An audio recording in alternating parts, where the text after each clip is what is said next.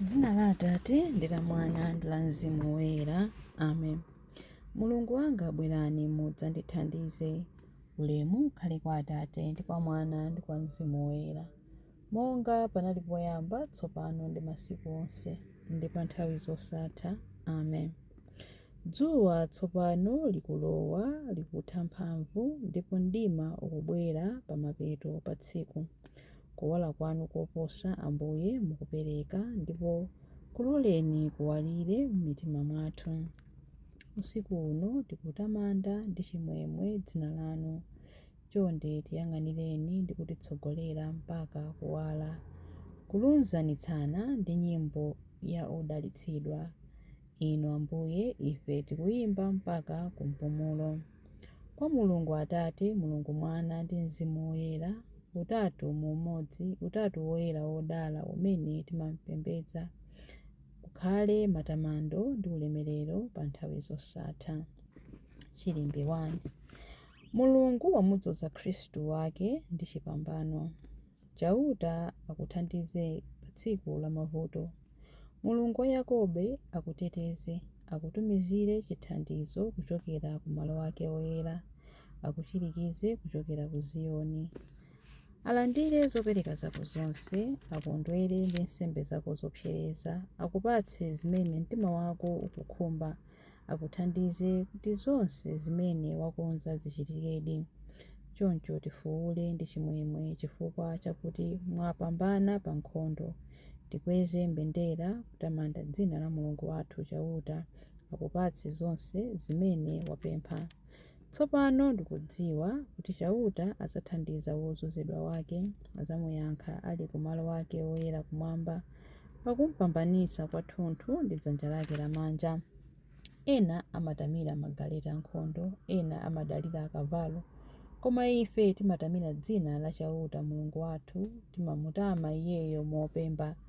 Adani adzaphofomoka ndi kugwa, koma ife tidzadzuka kukhala chilili. Inu Chauta, thandizani mfumu kuti ipambane, mutiyankhe pamene tikuyitana. Ulemu ukhale kwa Atate ndi kwa Mwana ndi kwa Mzimu Woyera, monga panali poyamba, tsopano ndi masiku onse, ndi pa nthawi zosatha. Amen. Mulungu wamudzoza Khristu wake ndi chipambano. Chilimbe 2. Ambuye, tikondwerera ntchito zanu zamphamvu poyimba nyimbo zokutamandani. Mfumu ikusangalala chifukwa mwayipatsa mphamvu inu Chauta, ikukondwa kwambiri chifukwa mwayipambanitsa ndinu. Mwayipatsa zimene mtima wake umakhumba, simudayimani zimene pakamwa pake padapempha. Mumafika kwa mfumuyo ndi madalitso okoma kwambiri, mwayiveka chipewa cha ufumu cha golide pamutu. Iyo idakupemphani moyo, ndipo inu mudayipatsa moyo wautali wamuyaya. Ulemerero wake ndi waukulu chifukwa mwayipambanitsa ndinu, mwayipatsa ufumu waukulu ndi waulemu. Zoonadi mwayisandutsa yodala yopambana mpaka muyaya, mwayisangalatsa ndi chimwemwe chifukwa muli nayo. Paja mfumuyo imakhulupirira Chauta, ndipo sidzagwedezeka chifukwa cha chikondi chosasinthika cha wopambana zonse. Mutamandike inu Chauta chifukwa cha kupambana kwanu. Tidzayimba ndi kuyamika mphamvu zanu zazikulu. Ulemu ukhale kwa Atate ndi kwa Mwana ndi kwa Mzimu Woyera, monga panali poyamba, tsopano ndi masiku onse, ndi pa nthawi zosatha. Amen. Ambuye, tikondwerera ntchito zanu zamphamvu poyimba nyimbo zokutamandani. Chilimbe 3. Ambuye, mudatisandutsa ife kukhala mafumu ndi ansembe a Mulungu Atate athu. Inu Ambuye athu ndi Mulungu wathu, ndinu woyenera kulandira ulemerero, ulemu ndi mphamvu. Popeza ndinu mudalenga zinthu zonse, mudafuna kuti zonsezo zikhalepo, ndipo zidalengedwa.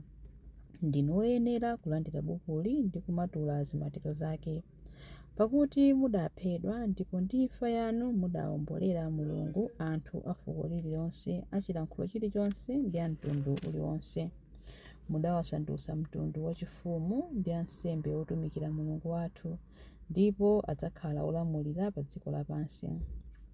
Ndinamva mngelowo akuyimba mokweza mawu kuti mwana wankhosa amene adaphedwayo ngoyenera kulandira mphamvu, chuma, nzeru, nyonga, ulemu, ulemerero ndi chiyamiko. Ulemu ukhale kwa Atate ndi kwa Mwana ndi kwa Mzimu Woyera, monga panali poyamba, tsopano ndi masiku onse ndi pa nthawi zosatha. Amen. Ambuye mudatisandutsa ife kukhala mafumu ndi ansembe a Mulungu Atate athu. Mawu a Mulungu akuchokera pa 1 Yohane 3:1a ndi 2. Onani kukula kwake kwa chikondi chimene Atate adatikonda nacho. Adatikonda kwambiri kotero kuti timatchedwa ana a Mulungu. Ndipo ndifedi ana ake. Inu wokondedwa, ndife ana a Mulungu tsopano.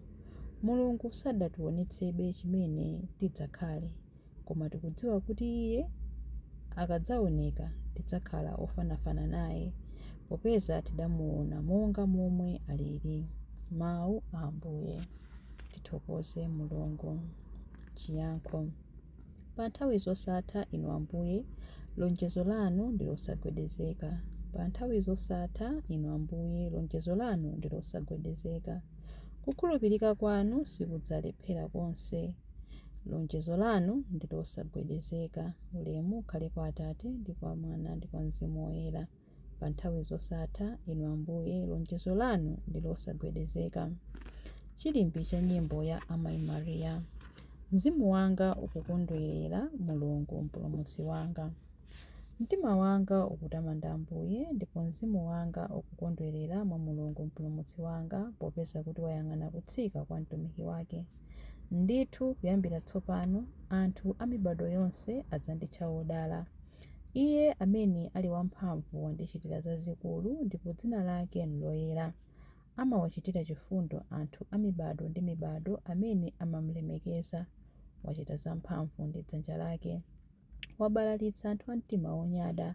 Mafumu amphamvu wawatsitsa pa mipando yawo yachifumu. Anthu wamba nkuwakweza. Anthu anjala wakhutitsa ndi zabwino. Anthu olemera nkuwabweza osawapatsa kanthu. Wazathandiza anthu ake a Israeli pokumbukira chifundo chake.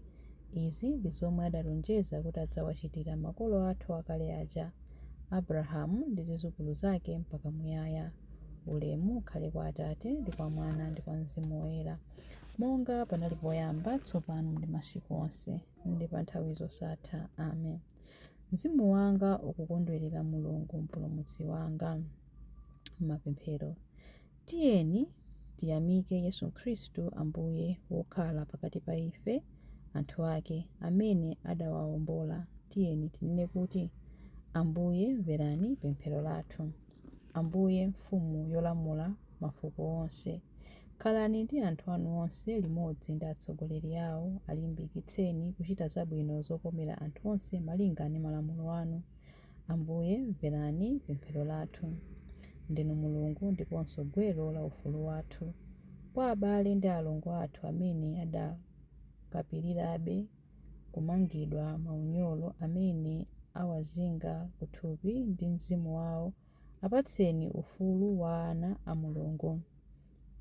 Ambuye mverani pemphero lathu.